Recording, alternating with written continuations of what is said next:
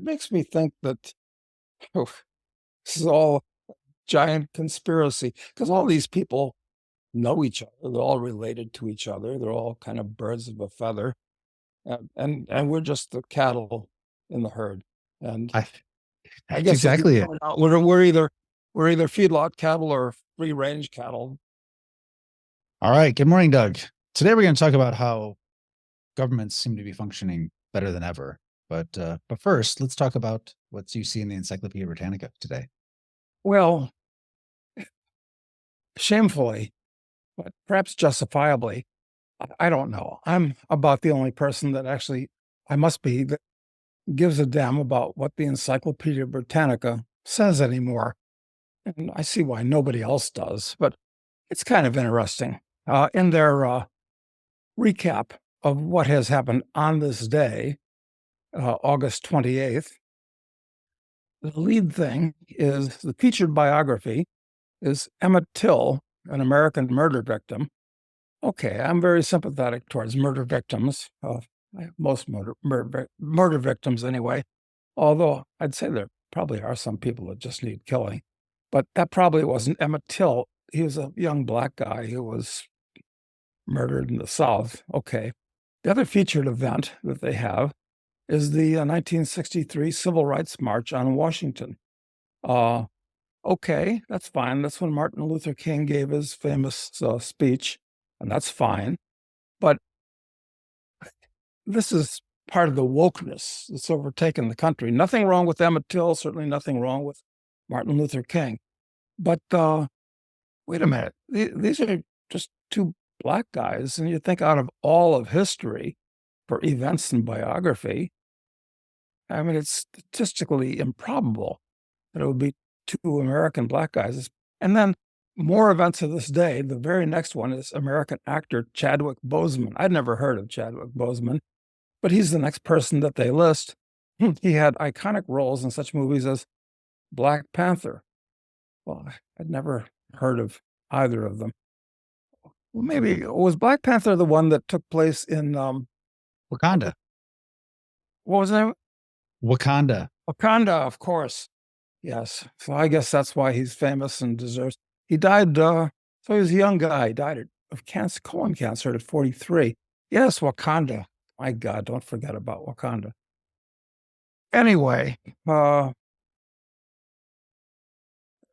just some. That's it. That's what we got. Kvetching on my part. And the next person that's of any significance, also born on this day, Jack Black, American actor. Okay. Shania Twain, Canadian musician. David Fincher, American director. Okay, fine. But the first person that's actually a really famous, accomplished person that they mention is Johann Wolfgang von Goethe. Well, I'd kind of put him at the top of the list, not obscure actors and people.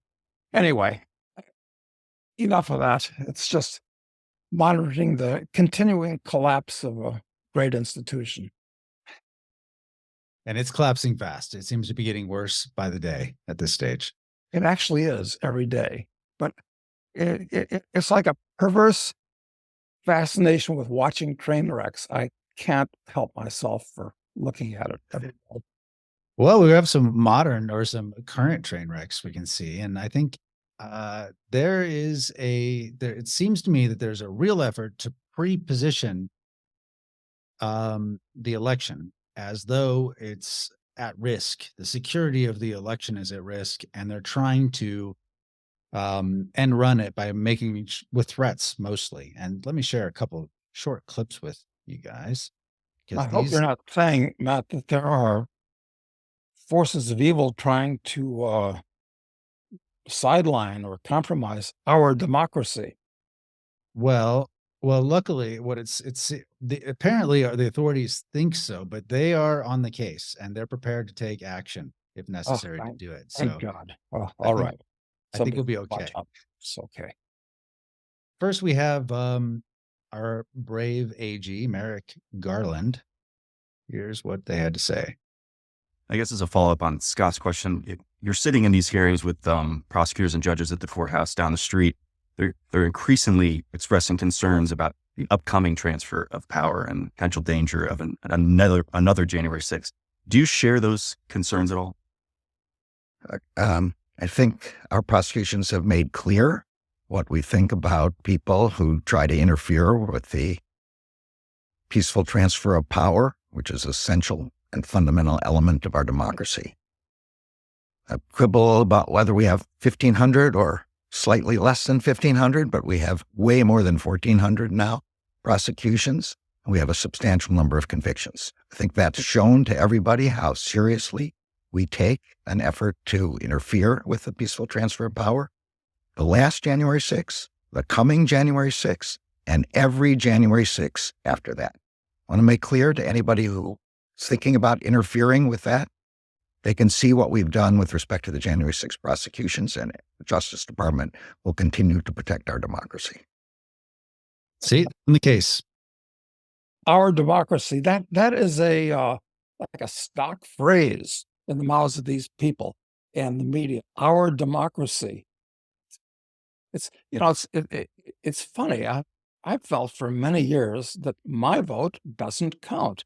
Well, it counts about as much as a grain of sand on the seashore. If you wanted to count grains of sand, actually. So, anyway, I thought that was a very disturbing little clip, because he's talking about January 6th and 1,500. These 1,500 people are still in jail, and how can you put people in jail for 3 years without trial? I mean, I thought that was against the law, wasn't it? These people are still held in, I understand, horrible conditions in DC jail. Some of them are. There are some of them in that case. Some of them, are awaiting prosecution still, or out on bail or bond right now, pending trial. But, yeah, definitely. They've gone after people really hard, and so they've definitely tried to make an example out of a lot of people. Yeah, and it's pretty intimidating. And he's talking about the next January 6th won't occur. I think he ought to be more concerned about November 5th, which coincidentally is the day that the election is. Okay, that's great. But it's also Guy Fawkes Day. And anybody that's watched the movie V for Vendetta, which is a great movie and rather predictive, I think, should be more concerned about Guy Fawkes Day than they are about January 6th. I'm sure the FBI is working on that too, would be my guess. But just to make sure there aren't any problems that don't go their way on that day. And in fact, I have this little clip I'll share of a Michigan Secretary of State who seems to be concerned about Guy Fawkes Day and is trying to make it clear exactly how one should conduct themselves on that day. Here we go. If someone were to violate the law and not certify the election at the local level, we will come for you. So any local certifier thinking of skirting the law and not certifying the vote, don't even think about it, because we'll get, if someone. So she's talking to, the way it works is it goes down to like a township level, who's responsible for a specific area. People vote in that area, and then they have to sign off on saying, here's the count. This is legit.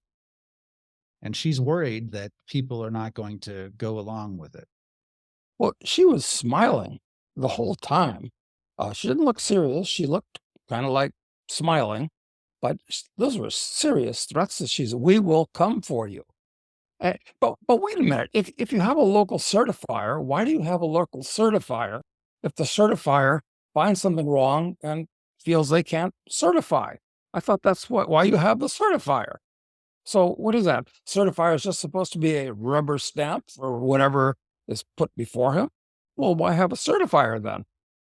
And if I was a certifier, I'd be tempted to quit because I don't want her coming for me. Right.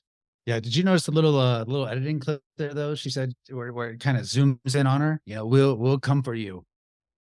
when she says that, because like she was a little too cheery, and so I think they realized they needed to add some ominous part to it. So they did the quick zoom where she's looking right at the camera. Well, maybe it's all artificial. Maybe it's all AI or something. You can't believe anything, except maybe threats from these people. And it was pretty serious what Garland said too. I mean, there are people out there, and I may be one of them, that are not entirely sure this coming election is going to be pulled off. And I think it'll almost certainly be accompanied by violence of some type from whichever party loses. If the Trumpers lose, they're going to feel very righteously that the election was stolen from them, as I personally think it was stolen from them the last time. And if it happens twice in a row, maybe they'll have had just too much. And if, on the other hand, if Trump wins, all the media and the academia and the people in government and the And the Antifa Antifa shock troops, right? shock troops, that's right. They're the equivalent of Hitler's SA in the 1930s, actually. Yeah. So, yeah, I mean, either side's going to be unhappy because current people don't really want to entrench themselves and get what they want, and they don't want to be dug out of their trenches. So, yeah, a civil war of some description is entirely possible. I think they, if the Trumpers responded with any kind of violence, I think that would play perfectly into their hands too. So it's like a no-win scenario. It's like they would love that to happen because it would just enable them to do what they really want to do. Yeah, you're absolutely right. If Trumpers respond violently, they will be taken out violently in small groups individually because the the Democrats have control of the instrument of the state, the apparatus of the state, and they can direct the state police, the National Guard, the Army, whoever it is, to quash whatever rebels or January 6th, new January 6th lookalike people pop up because they're unhappy. So Yep. no, it would be very bad, and they may say it's very serious, and we have to declare a national emergency and martial law, maybe, if things get out of control. I hope I'm just. I mean, listen, I can't do this the way Michael Yon does. He does it well, but it's real easy to get involved in realistic fear porn, and it's fear of what's likely or very possibly coming. I mean, actually, It feels like it's happening around us right now, and the feeling I get from it, just observation, watching the way the leadership everywhere is handling the situation. It's like they're setting the stage to be able to overreach, to be able to basically turn up the authoritarianism a lot from here. And the whole notion of a peaceful transfer of power, I think what they mean is no transfer of power is what they're talking about. yeah, how can they keep all these 1,500 people that Merrick Garland talks about basically locked up for 3 years? Most of them are still locked up unless what about the ones that are not in a position? How many are still in jail? Yeah, let me see if I can find out about that. How many are still in jail as opposed to under prosecution, which is the number that he mentioned? Let me see if I can find out. Let's see what we can come up with quick here. Let's see. That says a 2023. Let's see something more recently. Well, And in 23, that's 3 years, which is way, way too long. in 2023, it was, I could tell you that number. And in October of 2023, the 594 had pleaded guilty. But it doesn't say how many were locked up then. Let me see the most recent update on it, see if I can, because they had one a couple weeks ago, a guy who got a 20-year prison sentence. And that guy was, yeah, that guy was he was the guy who was beating cops with a fire extinguisher. So he's the only one I've seen that was actually violent. But Mhm. there were many more that just simply walked into the Capitol, and some of those people definitely served short prison sentences. So Or they were just, I guess, identified by facial recognition or other means and prosecuted for being there. But other than some bad actors, and you get a crowd that large, there are always going to be bad actors and jerks. It's just, especially if you have agent provocateur, which were clearly in that, in that crowd, FBI agents and so forth. This is, it says, in terms of the numbers, it says this is as of a couple weeks ago, more than 1,400 people have been arrested, 1,000 convictions, and hundreds of defendants have received probationary sentences, but more than 560 defendants have been sentenced to periods of incarceration ranging from a few days behind bars to 22 years in federal prison. well, and of course there was this woman, Ashley Babbitt, who was foolishly climbing through a window, but that's absolutely no excuse to shoot an unarmed woman. I mean, and that Capitol cop that shot her wasn't even disciplined. In fact, I think he was given a commendation of some type. That's my understanding as well. So this trend toward authoritarianism, I think, is not just confined to the US. And you mentioned V for Vendetta. Let me share another short clip, this one of the UK PM, who really sounds like he's reading. It sounds like he is speaking in V for Vendetta. Be in no doubt, those that have participated in this violence will face the full force of the law. The police will be making arrests, individuals will be held on remand, charges will follow, and convictions will follow. I guarantee you will regret taking part in this disorder, whether directly or those whipping up this action online and then running away themselves. This is not protest. It is organized, violent thuggery, and it has no place on our streets or online. Well, that's rather threatening. Oops, sorry. Yeah, he's sending a message. All these people are sending a message. They're making it really clear that they're watching for him and they're going to go after him. Well, and in England in particular, people that just post something online or say something in public that is rather innocuous, actually. Like, I'm an Englishman, damn it. They've arrested these people and given them 2-year jail terms, and quickly. Listen, I'm a believer in speedy trials if you do something criminal, but saying something in public that's how do they try and convict and jail somebody so damned quickly? I think they plead guilty to it, because they've got a case. But they are moving them super fast. I mean, like within 3 days, they put someone for a Facebook post in jail for, I think it was 20 months. Yeah, well, I guess it's just like here in the US, where something like 98%, it's a huge number, but on that order of prosecutions never go to trial. What happens is the prosecutor intimidates them with, here are all the things we can throw at you. Here's the ultimate sentence, which is huge. So you'd better plead guilty and save us time and money. And that's what happens everywhere. Yep. And unless you're very, very wealthy and are in a position to feed the legal system to defend you, yeah, you're going to do the time one way or the other. Right. And this guy, this PM, he is the result of relatively new elections in the UK when the former prime minister called for them. He didn't need to, but he did.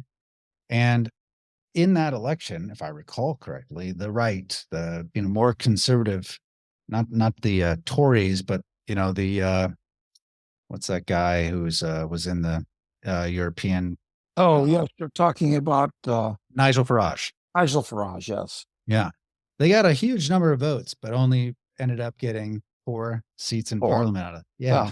How does that work when you get a huge number of votes, but only 4 seats in parliament? Well, Exactly.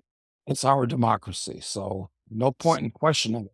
In fact, you better not question our democracy. I think that's the point. Yeah. I think. And the same thing in France. You followed the situation there a little bit more closely than I have.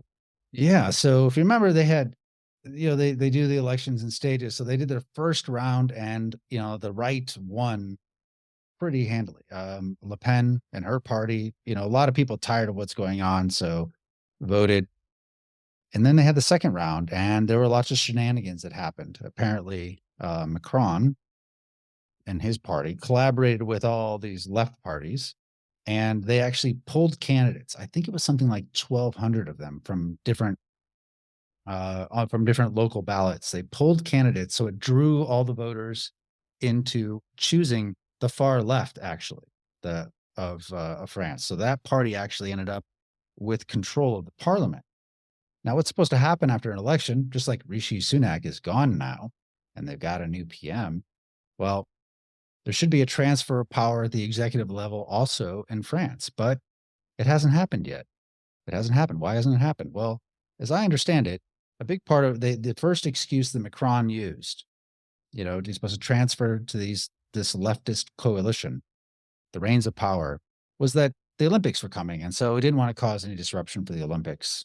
But then the Olympics are over. It's been 2 weeks, I think, since they ended. Still hasn't happened yet. So this leftist coalition is getting a little like, what's going on here?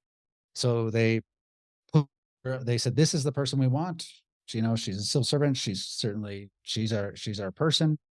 And he refuses, says that, nah, we're not comfortable with that. We're not comfortable with what they plan to do. So he's refused to participate in the peaceful transfer of power, strangely enough, which I'm not sure is a bad thing. In some ways, you don't want the far leftists. Is it really good? I don't know, but it is, it is supposed to happen. Well, God forbid that the people that are in charge of our democracy aren't comfortable. Yeah, no question about that. Well, this will all be solved if present trends stay in motion by the accelerating migration of people of Muslim background. It's terrible when I say disturbing things about our Muslim or Mohammedan friends. Absolutely nothing against people that were born into that religion. And I know quite a few of them, and they're very acceptable, nice people as individuals. But when they get together uh, and see themselves as part of the Ummah, they have to follow the Quran, which is the direct words of Allah. And furthermore, the Hadith, which is the actions and sayings of the Prophet and his friends. And that's really disturbing stuff. So they're gradually going to take over Europe. I'm going off on a tangent, of course, which has nothing directly to do with any of this. Well, the election of Rishi Sunak, who was he a Mohammedan? He wasn't a Sikh. No. He's Indian. But He's he a wasn't Hindu. Hindu. Was he a Hindu? I think so, yeah. A Mohammedan? I think he was Hindu. Well, it's pretty much like the collapse of the Roman Empire, where towards the last 200 years of the Roman, 300 years of the Roman Empire, none of the leaders or the emperors or anybody came from the heartland of Rome, or Latium, around Rome itself. They were all from the provinces. Same thing is happening here. I don't know why that seems to occur. Same thing in the U.S., where it's not the so-called old stock, and I'm not really a fan of old stock, quite frankly, but different cultural influences overwhelm the old ones, and I like the old ones in the U.S. because they represent the values of Western civilization, but the new guys don't. Anyway, that's a bit of a tangents. And if we jump from France to Germany, I think it's really, really disturbing there, where the current people in power in Germany, they really are. If you listen to what they say and what they're doing, they actually act like the reincarnation of actual Nazis. And oddly, they accuse the AfD, which is the right-wing party, the pro-freedom, pro-free speech party, insofar as that can be done in Germany, of all kinds of horrible things, closing down magazines that promote it and so forth. This is happening all over Europe and the US, All and Canada, obviously. Yeah, of course, and all at once. There was the recent arrest of the founder of messaging app Telegram in France, Oh, yes. which it's hard to know what's really behind it all. There were accusations that there are accusations from some that because he uses special kind of encryption that it can't, you can't check it with open source tools to know. So it's his own kind of home baked one.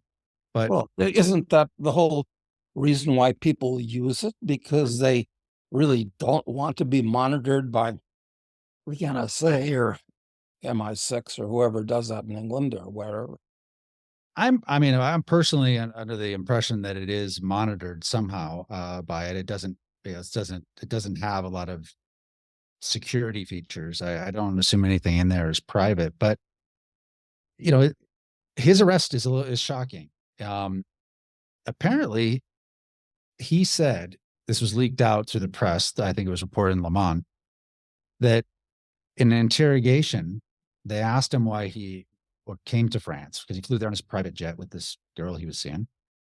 And he claimed that he had a dinner appointment with Macron. Hmm. That like Macron himself lured him there. Hmm. Isn't that interesting? Well, anybody can be arrested, and just because he owns this service, well, and of course there have been threats made regarding Elon Musk that he could be, for what he's done with Twitter and now X, same thing could happen to him. We've heard this from Australian leaders in the past, and most recently from the European Commission in advance of his interview with Donald Trump, demanding that he censor it. Yeah, things are really getting quite out of control. I don't know if in France, I wish I had a good, well, of course, Bill Bonner lives in France a good part of the year. I'll have to ask him if the average person in France talks much about the allegations that that Macron's wife. husband. Well, yeah, exactly. She's, or he, or whoever, she's 20 years older than he is, and was kind of seduced him as it's a jumble. It's like these rumors that float around about Obama, Big who, Mike. yeah, Big Mike. I mean, there's no question. There have been all kinds of testimony to the fact that Obama was a rent-a-boy in Chicago. And so who is Big Mike? Came out of nowhere. There's no indication of her childhood or his childhood. Or her pregnancy, no photos from pregnancy. I mean, if allegations and rumors are floating around, I think it'd be intelligent to quash them and say they're ridiculous. But When I think the case against Bridget Macron is actually even much more solid than the one on Big Mike. I mean, I think it's been well researched by some French reporters who spent a couple of years on the case and have published lots of details about it, lots of pictures. Her,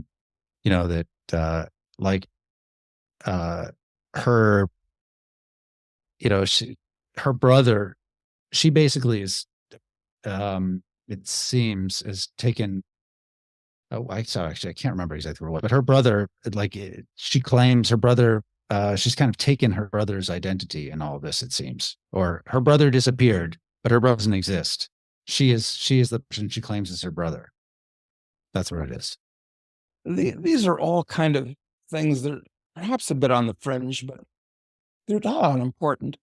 And you add that up with everything else, even the things we just talked about in this conversation, part of the ongoing and accelerating collapse of the values of Western civilization, which is not only just the most important civilization in world history, but it's the only one that makes any difference, at least if you value things like freedom and individualism, and they're all being washed away very quickly. They are being washed away, and it's been a long process. I mean, all this talk of democracy, which is the banner under which the authoritarianism is spreading. It started really, I guess, way back with Woodrow Wilson, where he, made the world safe for democracy. That was the slogan invented by Edward Bernays, the Oh, creator of propaganda. actually, yes, that's fascinating. It makes me think that oh, this is all giant conspiracy because all these people know each other. They're all related to each other. They're all kind of birds of a feather, and we're just the cattle in the herd. And I, I that's guess if you exactly it. point out, we're either feedlot cattle or free range cattle, depending on The accident of birth, really. You end up being free range or your feedlot. Well, I'm enjoying free range for now. I realize eventually everybody goes to the slaughterhouse, but in the meantime, yeah. But what can we do about it? Anything?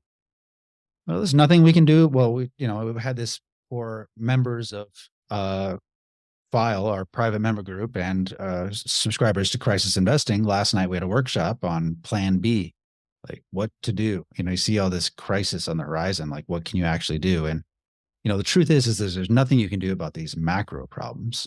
You can't do anything about the fact that the Attorney General is going aggressively after individuals for, demonstrating or whatever. Can't do anything about those things, but there are plenty of things that individuals can do. And that was our focus last night. And I think there's a ton that people could do. It all depends upon your specific situation, but there's a whole bunch that you can do. And so you just got to bring it down into the micro level and take some actions personally. But the problem, people don't like this because it's a lot more fun to focus on abstract problems of which you have no ability to affect and you don't have to take responsibility. If you really want to do anything, if all the things that can't be done require you to accept a lot of responsibility, a radical responsibility for your personal situation, and do what you can within it. Yeah, that's right. And it's a problem that I'm sure, well, unquestionably, Russians were confronted with in 1917 after Lenin took over. What do? Well, you couldn't change the tide of history in Russia, so best get out of Dodge. Or when Hitler took over in Germany in 1933, now what are you going to do? Well, you can't do anything in Germany. You better get out of Germany. And I could probably reel off just the top of my head of about 25 other recent examples of this type of thing, where the tide of history tends to wash everybody away. So it's kind of that French phrase, sauve qui peut, every man for himself, which doesn't sound very nice community-wise, but there you have. Yeah, like that it doesn't, but in the sense that it really is every man for himself. You are fully responsible for you.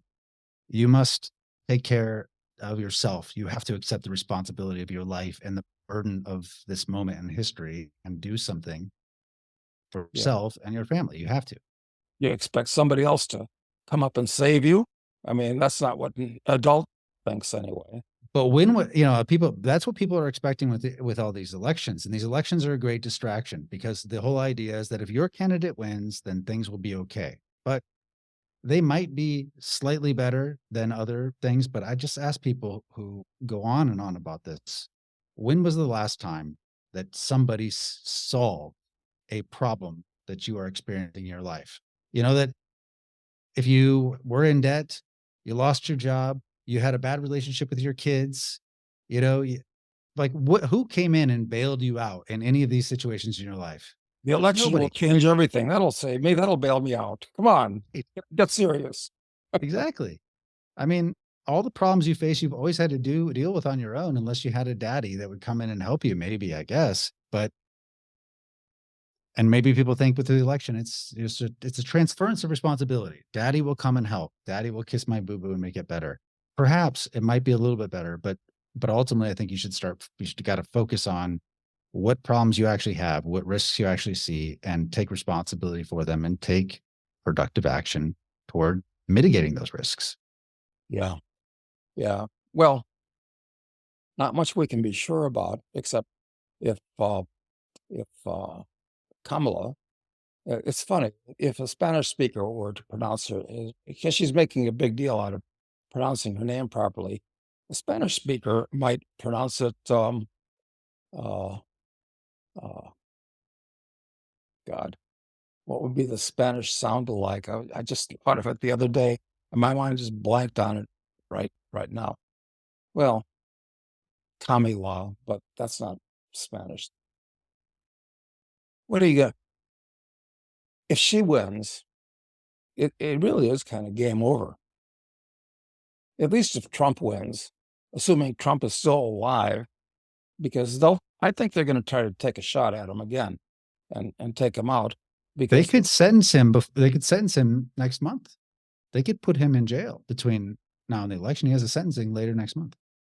well, they might do that. Anything to stop him from being installed as president, because he's a culture, he's an economic ignoramus, let's admit it, but at least he's got some business instincts, which is good. Kamala she's an ignoramus and no business instincts.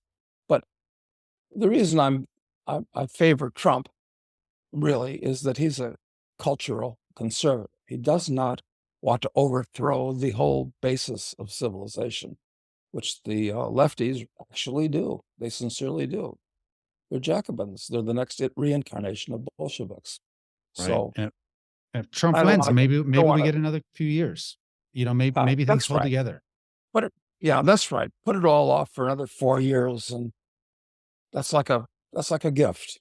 4 Right. years. But maybe it'll be chaos with the people that, hate. And these other realities out there that go way beyond the political office holders, the economic realities, the debt reality, the geopolitical realities. Yeah. Yeah, I mean, unfortunately, the good old USA we used to know and love basically jumped off the top of a 100-story building about 95 years ago, and we haven't hit the ground yet. That's the good. Everything seems fine. Everything's fine. So far, so good. Right. Right. Now the question is, have we down to the 20th story, or are we down to the second story at this stage? Listen, I hate to say it, but we're at least at the 5th story. So it's getting pretty close. Have we reached terminal velocity? Incidentally, fun fact, you reach terminal velocity about 10 seconds after you jump out of a plane. And by then you've fallen. I used to know this stuff when I used to skydive. All skydivers know this stuff, but I've forgotten it. So That's Pretty close. 9.86 meters per second, right? yeah, accelerating up until the point where your body resistance or the weight of a human being, you reach a terminal velocity. But we're pretty damn close to terminal velocity, and the ground. We're getting ground rush effect, right? Yeah, for sure. For sure. But the thing is, you got there. It does feel like we're running out of time. I think people really are. And but there are plenty of things that you can do, and there always will be things that you can do to improve your situation. Yeah, But do them now. that's right. Fear not. Do something. I mean, other than just sitting there and being afraid, there are some things that you can do that'll make things better. Not Right. solve the big situation problem, I fear. But make things better for you and yours personally. That's important. Yeah. Let me just mention one real quick, because I think it's worth mentioning, is just a simple one, is that the economic situation is deteriorating. The other day, you said we're at the 11th hour and 59th minute, and you said that in reference to foreign exchange controls or capital controls. And then at some point, those are going to be installed, and essentially the way I look at it is like, this is the way that a failing country makes its citizens fail. Well, as soon as they do that, they start really feeding off of the population. They lock the capital in that area. They devalue it. They restrict it. And sometimes they just strip it from particular parties. Well, actually, you can blame it on the citizens at that point. I mean, the government can say, we're trying to keep things under control, but people are panicking. And you know who's really at fault? It's all these evildoers that are transferring money outside of the U.S. It's not the average citizen that's doing it. It's the government so much. They'll blame it on the citizens. And Kamala, interestingly, when she said, we're going to smack down these people that are gouging us at the grocery store, Yeah. she didn't say wage and price controls, because people have wages. I don't want my wages controlled, just price controls only. But wage controls are a necessary part of it. But she intellectually, dishonestly mentioned only the price controls part of it. But when you have those price controls, there's always foreign exchange controls that come with it. And if you don't have some money outside of your biggest risk as an investor is not the financial markets, which are very dangerous, although it doesn't look like it with the stock market hitting new highs every day. Thank you, Jesus. Very happy about that. But your biggest danger is not financial risks or even economic risks. There are political risks, what your government's going to do to you. And foreign exchange controls are definitely one. And it's been done a lot in history and a lot in recent history. Even it's been done in Greece. It was done in Argentina. Not long. These are all within this century. I mean, all within the 21st century. Since 2000. I remember when the first time I went abroad, I was in England, and I was taking the Channel ferry from England to France, and a representative of the state asked me if I had more than 50 British pounds on me, and if I did, I would have had to not taken them on the boat with me. I didn't have any money, frankly, but I found that rather disturbing. And that was a long time ago. Yeah. And even in the financial, sorry, go ahead. Oh, no, I was just going to say, there are sporadic indications like this. I remember one time I was entering a jetway, going to someplace out of the country, and we had, guys in black jumpsuits asking people that were entering the plane, are you carrying more than $10,000 of monetary instruments with you? Yep.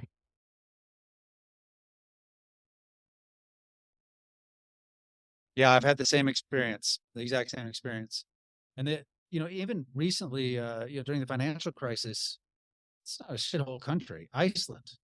But, they were affected. Their banks were really affected. They to protect the economy and the citizens, they instituted capital controls there and devalued the currency, making everyone way poorer. This has been done in a first world country with a really, where you wouldn't expect it. So these things happen all the time, and it's hard to imagine in the current setup that it doesn't ultimately end up happening to Americans. Yeah. We have to punish the citizens with these controls in order to protect the citizens, which really means to protect the state, to protect the government. Exactly. All right. If you want to know more about that, you can join Crisis Investing, and you can see the replay of that entire Plan B workshop that we did last night. I think people got a lot out of it. I guess we'll leave it there for today, Doug, and be back on Friday with questions from members of the file. Yeah, people must have some questions about this, because you shouldn't take anything that you hear, including from us, ex cathedra. I mean, we're not the Pope after all. I wouldn't take it from him that way either. Oh, because the Pope is a communist, as a matter of fact. Yeah, he is. All right. Well, thanks, Doug. We'll see you on Friday. Okay, thanks, man.